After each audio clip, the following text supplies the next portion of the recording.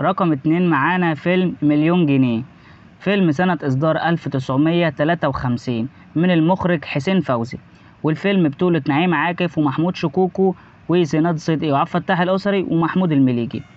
والفيلم مليان بالأغاني الجميلة جدا زي ما عودتنا الفنانة نعيم عاكف. قصة الفيلم بيلاقي عمال البناء في بيت قديم كنز من الملوك زمان بتاع الملك زمرد أغا، وبيقدر بيه مليون جنيه، لكن بيشترط على تقسيم التركة إن هو يتوزع على كل ورثائه بالتساوي، ولازم يكون مع بعض. والورثة بتاعته هم مختار عبد الجبار بدور محمود مليجي، ومرزوق أبو سنة بدور عبد الفتاح الأسري، وعائشة أم الخيل بدور زينات صدقي، ووفاء بدور سميرة أحمد، وفلافل بدور نعيم عاكف.